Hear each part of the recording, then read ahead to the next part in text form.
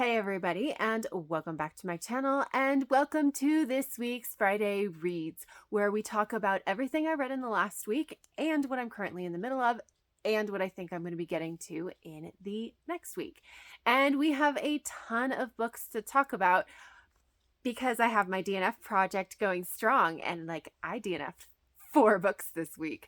I did actually read one as well, but I DNF'd 4. So lots to discuss, and we are going to start with those DNFs. And the very first DNF is Phoenix Extravagant by Yoon-Ha Lee. So this is an adult fantasy novel, and we're following our main character of Jebi, who is living in a country that has been conquered by these foreigners.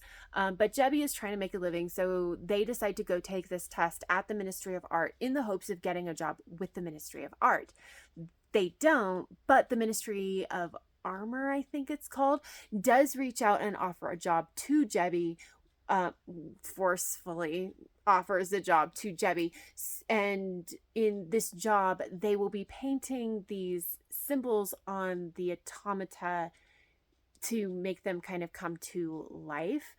And Jebi has some very mixed feelings because obviously they are doing this in service of the people that conquered his country, and the story kind of goes from there. I made it 97 pages, so I did fulfill my prediction from last week that I was either going to read the whole thing or I was going to stop at about 100 pages. I made it to page 97. Basically what happened with this is I was struggling a little bit with Jebi as a character, which I knew was always a potential problem. That's why I was hesitant about this book.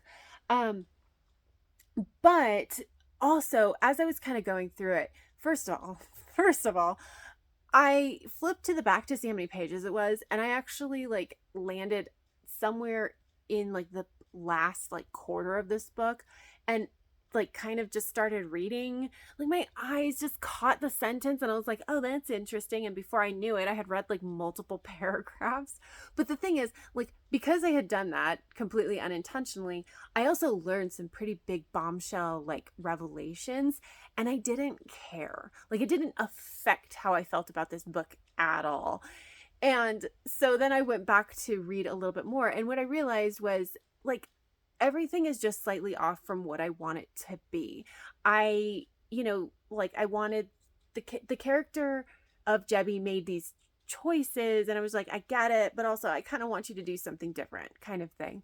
And so I knew that this book was going to end up being 3 to 3.5 stars, which and it's not because of the quality, it's just because of how much I'm enjoying it. And so I decided that 3 to 3.5 stars is not really good enough enjoyment wise. So I just went ahead and DNF'd it.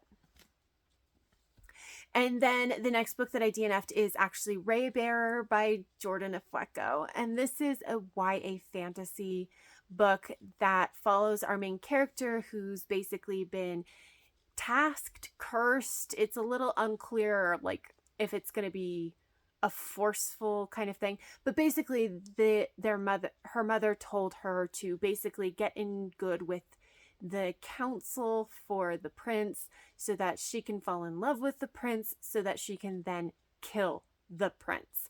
And then the story goes from there. And this is really interesting in that I made it 35 pages, but as I was reading it, it was very, very bittersweet because it just wasn't doing it for me. It was fine. I had some quibbles about it because there's front loading of world building, but not giving us enough context for that world building. So I had some quibbly things about it, but really it just wasn't doing it for me. But I realized that if I had read this when it came out, I probably would have enjoyed it. And that's just, it was such a bittersweet thing. So I DNF'd it because this is another one where I was I just didn't care. I don't think it's bad at all. It's just, I'm very, very beyond YA fantasy at this point. And then I picked up Dark Shores by Danielle L. Jensen, which is another YA fantasy. But in this, we're following a character who is actually a merchant who sails around. But her best friend gets betrothed to an absolute gremlin of a person. And so our main character decides to break the one rule that they have, which is East country does not meet West countries. And but she's going to break this to smuggle her best friend out so that she does not have to get married to this person. And the story goes from there. And this one I made it to, I'm not sure, I didn't write it down, but it's about page 25. And it was just one of those things where, like, I just wasn't feeling it. And this is a story that is inspired by ancient Rome. Like, at least that was the culture that we got within the first chunk of this book. And I actually really don't. I don't think I've ever run into a book that is inspired by ancient Rome or ancient Greece that I actually liked. And so I was just like, I don't like this. Again, with the world building being like front loaded in the beginning without a ton of context. And I was just like, again, not really feeling it. Not surprising because it's YA fantasy. So I went ahead and DNF'd it around page 25. And then the last book I DNF'd was, surprise, surprise, a YA fantasy. And that is Blaze Wrath Games by Amparo Ortiz. And this is a good one, but it's, again, I just wasn't feeling it. But this one I would say, like, if you're interested, give it a shot. But essentially we're following our main character. What is her? Lana. So we're following our main character, Alana, who is, was born in Puerto Rico, but she now lives in Florida, but she basically tries out for the Blaze Wrath team for Puerto Rico. And Blaze Wrath is like a game played with dragons. And she makes the team, but there's kind of weird things going on in the world and, pretty normal YA stuff. So the story goes from there. And this is another one where it's just like, if I had just read this like 2 years ago, I would have really enjoyed it. Like, it's just, I'm beyond a lot of these story elements that we're getting in YA fantasy. And the world is like, this is set in like an alternate Earth, which I thought was pretty cool, but it just wasn't doing it for me. I just wasn't vibing with it. Again, this one and Raybearer, I don't really have a ton of bad things to say. Like, I didn't hate them. I actually thought that they were pretty decently written. So if you're interested in either of them, I would say give them a shot. But like, again, this is proving that I'm just not really into YA fantasy anymore. And because I DNF'd those two, or those 3 YA fantasies, I did actually go back into my Goodreads TBR today and delete a number of YA fantasies off of my list I'm being more ruthless about it, because clearly these are not working for me. Like, I am picking out like the ones where I'm like, I'm pretty sure I'm going to DNF them. But at the same time, like, I'm being proven right often enough that I probably should, like, I went through them and I deleted like 5 to 10 more just off my list, and it's okay. So hopefully there's fewer YA fantasies that I end up DNFing, but there are still some on my list because I do want to give them a shot. We'll see how they go. Anyway, moving into the one thing that I did finish this week, and that is Spoiler Alert by Olivia Dade, which is an adult contemporary romance where we're following our 2 leads of Marcus and April. Marcus is the lead of a big budget fantasy TV show that's like ancient something Rome, Greece. Again, I don't actually know because I don't know my myths. But he is the lead actor on that show. And then April is a geologist who likes to cosplay in her free time. And she decides, like, there's a call on Twitter for like people who cosplay this show to like post their pictures of their costumes. And April decides to go ahead and do this, and she catches the attention of a number of trolls because she's fat.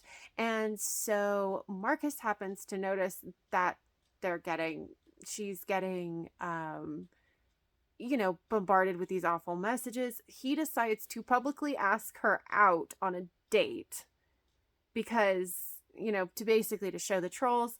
And so they go on this date, and it turns out that Marcus knows April because they founded a server together that for people who are really into this TV show, Gods of the Gates, and write fan fiction about it. And they've been like beta reading each other's fictions for the last 2 years. And he knows this, but he cannot tell April because he's not supposed to be writing this fan fiction because it could be read as like a criticism of the scripts of his TV show, and he could get fired and like never hired on for any other TV show ever again. And the story goes from there. So I have some very mixed feelings about this, primarily because I think that it was written okay. So I break it up into two different parts, the first 2/3 and then the last third. And I think both parts were actually written pretty well.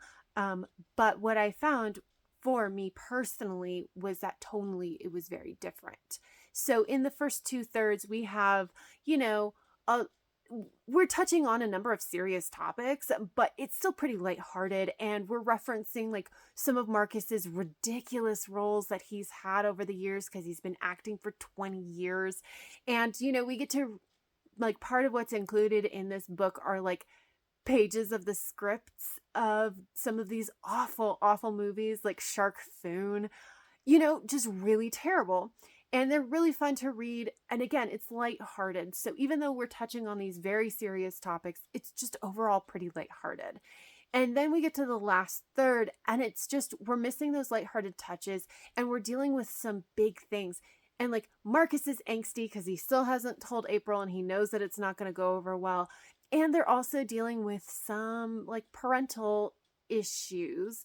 And because they're dealing with these much more serious and like heavy kind of topics, and they're dealing with it in a kind of heavy way, and we don't have those lighthearted touches, it did feel different to me. I completely understood why what we were doing in that last third, where like, yeah, these threads were laid in the first part of the book. It makes sense that we would want to wrap those up. But for me, I didn't need the wrap up personally. Like, I understand that it probably should be done, but I didn't feel a need for it. And I was enjoying this very lighthearted romance.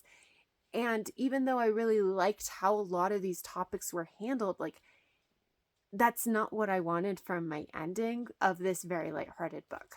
So it was a little weird. And like, as I was talking to a friend about this, I even said like, if this were a fan fiction on AO3, like they would have to use different tags for the first 2/3 versus the last third. Like they're just different. And so I really struggled with this one. Also the whole like angsty, I don't want to tell her because was not my thing. Like that whole I have to tell her, but then when I tell her, it's like trust is going to be broken. Like I hated that situation. I actually like how it was handled, but I did not like the situation. So I ended up giving this 3.5 stars, but I don't know, like it feels, I feel very strange about this book. I am going to continue on with the series because I did like a lot of what I was reading. And so I think if I can get away from that premise, I may do better, but we shall see. So moving into what I'm currently in the middle of, and I'm still reading A Local Habitation by Seanan McGuire, which is the second book in the October Day series. So the October Day series is an adult urban fantasy, and we're following our main character of October Day, who is half fae, half human, and a knight, and she frequently gets to solve these really weird problems because like there's nobody else better to do it.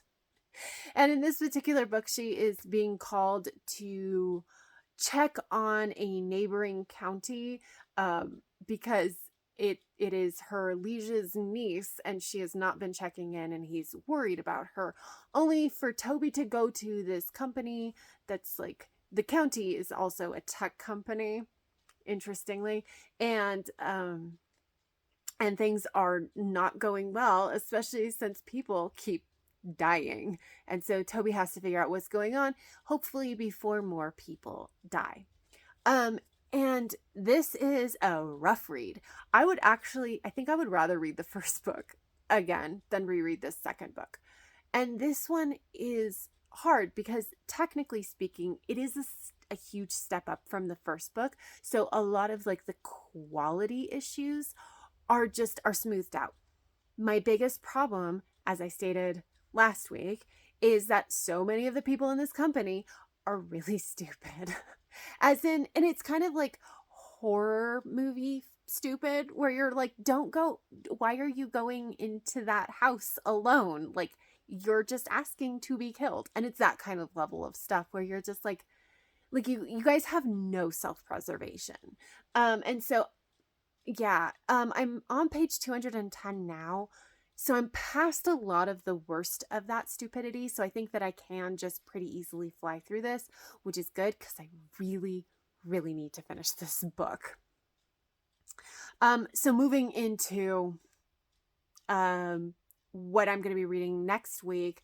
Obviously, A Local Habitation is high up on that list. I just have to finish this because I'm behind at this point. I am reading some of these books for the Magical Readathon, and I'm behind. So I need to get a move on. Additionally, for the Magical Readathon, I also really need to start and finish Middle Game by Shannon McGuire. This is a tome. It is over 500 pages. And I'm reading it to prepare it's a reread. And I'm hoping that I understand more of it this time. But the next book is coming out in May. So I wanted to do a reread. So that's what I'm going to do. But I need to start and finish this next week, hopefully.